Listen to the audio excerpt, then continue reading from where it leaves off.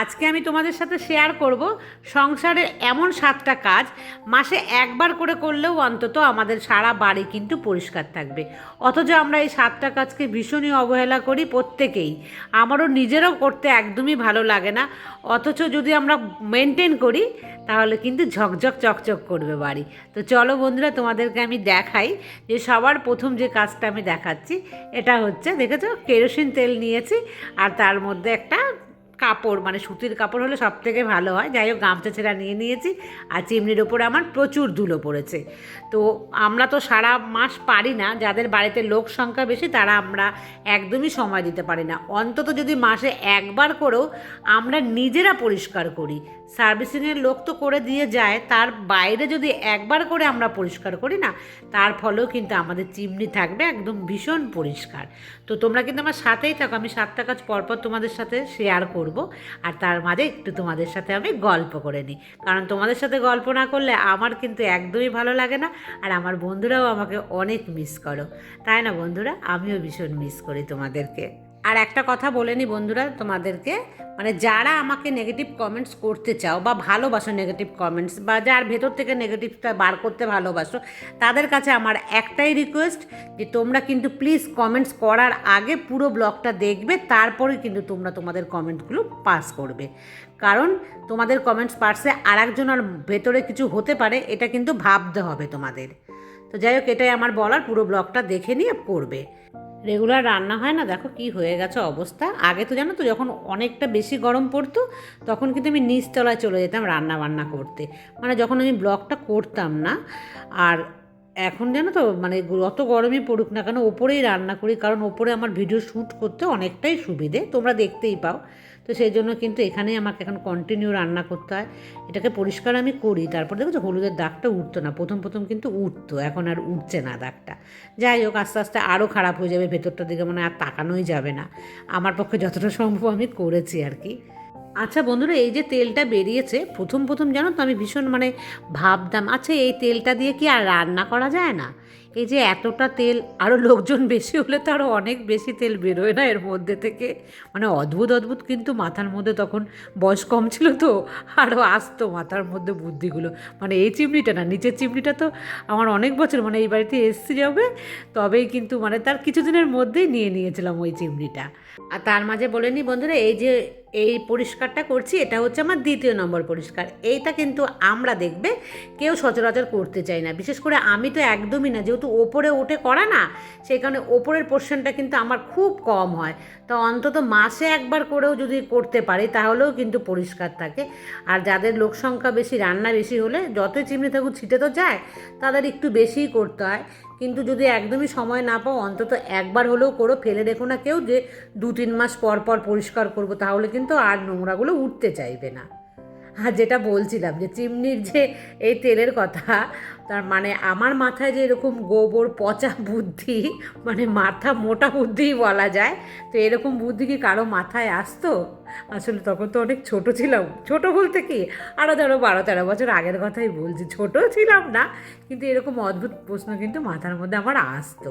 বাঁকুড়া থেকে সুপ্রিয়া আমাকে কমেন্টস করেছে, ও লিখেছে যে দিদি তুমি যে ক্লিনিংয়ের যে আমি কাপড়গুলো যে পরিষ্কার করি না, যে রুমাল বা এমনি যে সুতির কাপড়গুলো, সেগুলো যদি আমি মাইক্রো ফাইবারের যে ক্লিনিং হ্যান্ড গ্লাভস পাওয়া যায় ওগুলো নিয়ে নিলে সুবিধে।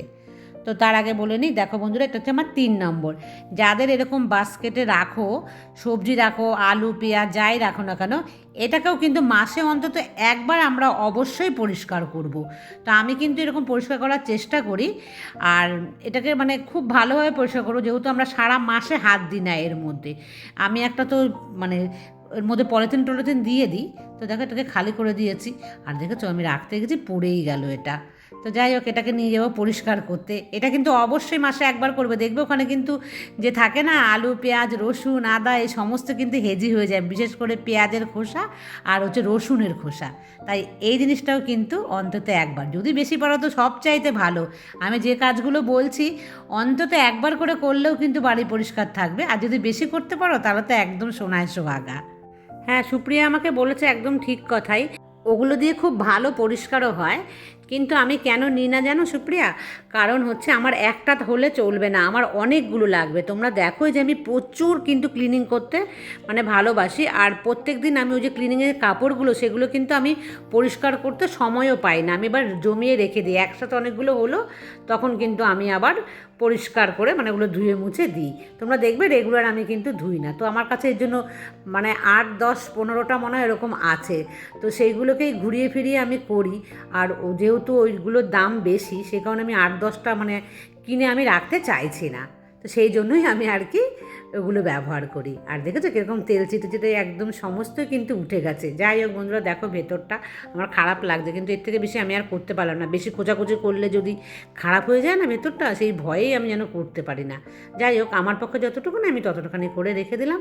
আর এই দেখো আমার এই নাট দুটো এত ভালো লাগে না, হারিয়ে দিয়েছিল জানো তো ওই যে সার্ভিসিংয়ের লোক, সেই আবার এনে দিয়েছে আমাকে। আর এই চিমনিটা না আমার অনেক শখের একটা চিমনি। দোকানে যখন কিনতে গিয়েছিলাম আমি আমার হাজব্যান্ড দুজনাই মানে দেখতে গিয়েছিলাম, তখন আমার খুব পছন্দ হয়েছিল, কিন্তু দামটা একটু বেশি হওয়াতে না হাজব্যান্ডকে কিন্তু আমি বলতেই চাইছিলাম না। মানে ভাবছিলাম যে কী যেন আমাকে যদি বকা দেয়। কিন্তু যখন দোকানদার কনভিন্স করে ফেলেছে না, তখন কিন্তু সে এটা নিয়ে নিয়েছে। আর আমি যদি বলতাম যে এটা নাও, তখন বলতে এত দাম দিয়ে নিতে হবে না, একটা চলনসই মোটামুটি নাও। তখন আমি ভাবি না কিছু কিনতে গেলে মানে লোককেই কনভিন্স করাতে বলবো আমি যে দাদা বলেন তো, তাহলে যদি ও করে, ও আমার কথা শুনতে চায় না। তো মানে বাইরের লোক বললে কিন্তু তখন মেনে যায়, জানো তো। আমি দেখেছি এটা আমার হাজব্যান্ডের মধ্যে। বাড়িতে দেখবে আমার যে সিঁড়ির পাশে রেলিংগুলো করা আছে না, মানে টালি বসানো আছে রেলিংয়ের পাশে, দেখবে ওগুলো কিন্তু মিস্ত্রি দাদা বলেছিল বলে দেখতে কিন্তু একটা আলাদা লুক লাগে। এখানে আমাদের আমি কাউকে দেখিনি কারো বাড়িতে, আমার বাড়িতেই প্রথম কিন্তু ওই যে টালিগুলো দেওয়া আছে। তোমাদের দেখাবো আর একবার আমি। তো ওইটা মিস্ত্রি দাদা বলাতে করেছিল। উঠতে গেলে দেখবে দেয়ালে আমরা হাত দিয়ে অনেকে উঠি না, দেয়ালে দাগ পড়ে যায়। তো যখন বলল তখন কিন্তু রাজি হয়ে গেল আমার হাজব্যান্ড। আর ওর জন্য কিন্তু অনেক খরচ বেশি পড়েছিল জানো তো। আর এই দেখো বন্ধুরা, এটাও তো মাসে একবার এইভাবে আমি পরিষ্কার করে একটু মুছেও নিচ্ছি, যদি জল থাকে। আমি শুকিয়ে নিয়েছি, তারপরেও তোমরা বুঝতেই পারছো আমার ড্রেস চেঞ্জ হয়ে গেছে। আমি কিন্তু শুকিয়ে টুকিয়ে ভালো করে এনে মুছে এইভাবে দেখো এই যে পলিথিনগুলো দিচ্ছি, এই পলিথিনগুলো পরিষ্কার দেবে। আর যদি পরিষ্কার নয় মানে ভালো করে একটু ধুয়ে নেবে এগুলোকে, দিয়ে তারপরে ওর মধ্যে কিন্তু আমি এইভাবে রেখে দিই। আমি দামি কোনো পলিথিন না, ওই দেখো না মিশো টিশো থেকে এসছে জামা কাপড়ের যে পলিথিন থাকে সেগুলোকেই এইভাবে কিন্তু আমি দিয়ে দিই। ওর জন্য আমি আর পয়সা খরচ করে কোনো পলিথিন কিন্তু কিনি না। তো এইভাবে রাখবে। তো দেখো জিনিসটা দেখতে কত ভালো লাগছে না পরিষ্কার থাকলে পরে। আমি যেহেতু একা থাকি না, অল্প অল্প জিনিস, পেঁয়াজ তো খাওয়াই বারণ, তারপরেও দেখো 500 পেঁয়াজ কিন্তু আমি কিনে নিয়ে এসেছি। আর এই দেখো রসুনের না আমার কী বলো তো খাওয়া হয় না, এত কম, মানে আমি ভালোবাসি না বলে আমার কত রসুন নষ্ট হলো জানো। আর দেখো এই যে নীল টাপটা এখানটায় আমি রেখে দিই, তাহলে আমার খুব সুবিধা হয় বাসন টাসন ধুতে নিই। ও মানে বোন আমায় বলেছিল যে বাসন রাখার একটা বাস্কেট পাওয়া যায় না, সেটা নিতে। তো বলছি সেটা, তার আগে দেখো আর 1 নম্বর, এটা আমার মনে হয় 4 নম্বর, আমি কিন্তু গুলিয়ে ফেললাম কত নম্বর। এই যে দেখো বাথরুমের কলগুলো, আমরা কিন্তু এগুলো কিছুতেই পরিষ্কার করতে মানে ভালোবাসি না, সময় বার করতে পারি না এটার জন্য। তো অবশ্যই মাসে একবার করলেই এটা হবে। তো নিয়ে নিচ্ছি এখানে দেখো আমি খাবার সোডা। তো খুব কম নিচ্ছি আমি, অল্প জায়গা তোমাদের দেখাচ্ছি বলে। বেশি জায়গা করলে একটু বেশি নেবে। আর 2 চামচ নিয়ে নিচ্ছি ডিটারজেন্ট, 2 চামচ খাবার সোডা, মানে যতটা খাবার সোডা নেবে ততটাই ডিটারজেন্ট। আর তার মধ্যে দেখো একটু বেশি পরিমাণে আমি হারপিক দিচ্ছি। তোমরা জানোই হারপিক দিলে খুব ভালো পরিষ্কার হয়। আর তার মধ্যে যদি খাবার সোডা আর ডিটারজেন্ট হয় তাহলে কিন্তু আরও বেশি ভালোভাবে পরিষ্কার হয়। তো এই দেখো একটু ফেনা ফেনা বেরিয়ে যাচ্ছে, এটা দিলে কিন্তু একটু ফেনা বেরোবে। আর একটু বড় পাত্রের মধ্যে নেবে। আর তোমাদের যদি বেশি জায়গা পরিষ্কার করতে হয় তো কোয়ান্টিটিটা একটু বেশি নিতে হবে বলে বড় জায়গা কিন্তু অবশ্যই চাই। এইভাবে মিশিয়ে নিয়ে এই দেখো আমি কিন্তু টুথব্রাশে করে এইভাবে লাগিয়ে দেবো পুরো যত জায়গা তোমরা পরিষ্কার করতে চাও। তোমরা যদি ফ্লোরও পরিষ্কার করতে চাও এটা দিয়ে পরিষ্কার করবে, দেখবে বন্ধুরা হাতে নাতে ফল পাবে। আর খুব ভালোভাবে লাগিয়ে বেশ কিছুক্ষণ কিন্তু রেখে দেবে, ধরো 10-15 মিনিট যদি রেখে দাও তো খুব ভালো একটা রেজাল্ট পাওয়া যায় এই আর কি। তো যাই হোক বন্ধুরা, যেটা বলছিলাম, তো ও আমাকে বলছিল যে একটা বাসন রাখার ঝুড়ি দেখবে অ্যামাজন বা ফ্লিপকার্ট যেখানেই হোক, খুব মানে সেই রাখলে জলটাও পড়ে যায়, মানে জলটা ঝরে যায়। আর এই দেখো বন্ধুরা, একটা স্কচ ব্রাইট দিয়ে, খুব বেশি খড়খড়ে স্কচ ব্রাইট নেবে না, একটু নরম স্কচ ব্রাইট দিয়ে আলতো আলতোভাবে কিন্তু বোলাবে, নাহলে স্টিলগুলোর ওপরে না দাগ পড়ে যাবে। তো এইভাবে বুলিয়ে নেবে 10-15 মিনিট রাখার পর, তাহলে কিন্তু একদম হাতে নাতে ফল পাবে বন্ধুরা। আমি তোমাদেরকে আবারও বলছি, খুব ভালো কিন্তু পরিষ্কার হয়। আর তোমরা জানো আমি উপরের বাথরুমে কিন্তু স্নান করি, আর এই আমার উপরের বাথরুমে যে কলগুলো, আর দেখবে জল পড়ে থাকলে কিন্তু দাগ হয়ে থাকে প্রচুর।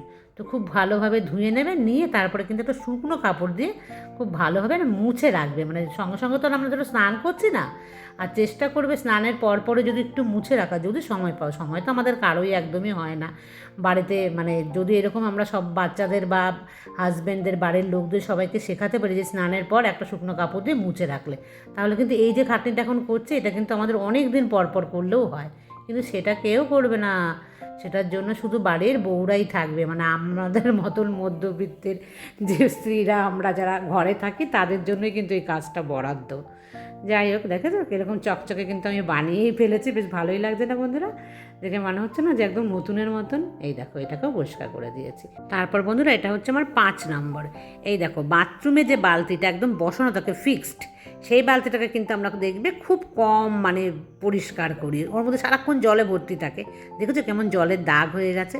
আমি কদিন ধরে করবো করে না, আর করাই হচ্ছে না। তো তোমাদের ভাবলাম দেখাবো, তো এই জন্যই আরও করিনি আমি।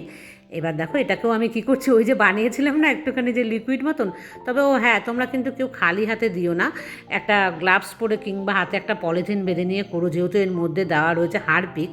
তো আমার না অভ্যাস হয়ে গেছে জানো তো, আমি যতবারই ভাবি যে ভিডিও করার সময় আমি একটা হ্যান্ড গ্লাভস পরে নেবো, ও না আমার আর কিছুতেই মনে থাকে না, তো আমি করেই ফেলি। আমার আর হাতে কিছু হয় না এখন, পুরো কি বলো তো, বল না যে একদম হাতটা আমার লেবার হাত হয়ে গেছে যাকে বলে। তো কোনো কিছুতেই যেন আর আমার ধরে না এখন। আর এই হাতটা একটা সময় নরম তুলতুলে কোমল ছিল, সেই কোমল হাত এখন হাতুড়ি মারলে যেরকম অবস্থা হয় সেরকম কিন্তু হয়ে গেছে। তো দেখো বন্ধুরা, দেখেছো একদম আমি কিন্তু পরিষ্কার করে নিয়ে এসেছি। এটাকে দেখো। আর এই বালতিটার বয়স বলছি, মেয়ে যখন ক্লাস 4-এ পড়ে তখন কিন্তু কিনেছিলাম, নিচে ব্যবহার হতো, যবে থেকে আবার উপরে এসেছি তো উপরে নিয়ে এসেছি। বেশ বড় কিন্তু বালতিটা। আর বালতি কখনও কিন্তু খালি করে রাখবে না, অল্প জল হলেও রাখবে বাথরুমে। আর এই যে বন্ধুরা, মাসে একবার অবশ্যই করো এই মপটাকেও। এটা হচ্ছে আমার মনে হয় 6 নম্বর হবে যতদূর। তো 6 নম্বর এটাও করবে। বেশি তো আমরা করতে একদমই সময় পাবো না, তো ডিটারজেন্ট দিয়েই আমি পরিষ্কার করছি। আর যদি ডিটারজেন্ট দিয়ে পরিষ্কার না হয়, যাদের নোংরা একটু বেশি, তাহলে ওই যে হারপিকের যেটা দেখালাম না, ওই রকম বানিয়েও তোমরা কিন্তু খুব ভালোভাবে পরিষ্কার করতে পারো। আর যেটা বলছিলাম বাসন রাখার ঝুড়ি, ওটা না মানে জল পড়ে যায়, অ্যামাজনে দেখেছি, দাম বেশি নয়, 300, 400, 500, 600, মানে যেরকম, মানে সব রকমই দামই আছে দেখলাম। কিন্তু আমি কেন নিচ্ছি না জানো বন্ধুরা? ওটা না যখন আমি বাসন মানে ধুয়ে রাখলাম তো ঠিক আছে, তারপরে কোথায় রাখবো অত বড় বাস্কেটটা? আর আমার যে গামলাটা আছে না, এই গামলাটা তো ওখানে এঁটে যায়, কিন্তু বাস্কেটটা তো ওখানে আঁটবে না। আবার কোথায় রাখবো? রাখার জায়গা নেই বলে না আমি ওটাকে নিচ্ছি না। আর ওটাকে যদি রান্না করে স্ল্যাবসের উপরে এইভাবে সাজিয়ে রাখি না বাসন দিয়ে, আমার দেখতে একদমই ভালো লাগবে না। আমার মনে হয় বাসনগুলো সরে যাবে, তারপরে বাস্কেটটা এদিক ওদিক কোন দিকে রাখবো। তা তোমরা বলো, যদি বাসন রাখার একটা জায়গা আমায় বার করে দাও, মানে আমার মন মতো হয়, তাহলেই আমি নেবো। আর না হলে ওই যে 35 টাকার একটা গামলা কিনেছি না, ওই গামলা দিয়েই কিন্তু আমি চালিয়ে দিচ্ছি। দেখেছো বন্ধুরা কত পরিষ্কার হয়ে গেছে? তানিয়া আমাকে বলেছে যে ভাবি তোমাকে কমেন্ট করব, কিন্তু তোমার কথাগুলো শুনতেই ভালো লাগে, আর ভালো থেকো। তো তানিয়াকে আমার অনেক ভালোবাসা, আর তোমার মুখে এটা জানতে পেরে আমারও ভীষণ ভালো লাগলো যে আমার কথা তোমার ভালো লাগে। আর কোথা থেকে দেখছো পারলে কমেন্টস করো, অনেক অনেক ভালোবাসা দিলাম।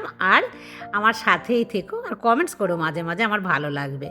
আর আজকের দিনের শেষ মানে একদম 7 নাম্বার যে ক্লিনিংয়ের কাজ, সেটা আমি তোমাদের সাথে শেয়ার করছি। এটাও প্রতি মাসে একবার কিন্তু অবশ্যই করা উচিত। আমরা এটা করতে পারি না, চাল থাকলে, চাল ভর্তি যখন থাকে সে সময় তো আর এটাকে করা যায় না, বা অন্য কোথাও রেখে। তো চাল যখন শেষ হবে, নতুন বস্তা থেকে ঢালার আগে অবশ্যই এই কাজটা একবারই করো, বেশি তো করা যাবেই না, আর প্রয়োজনও নেই।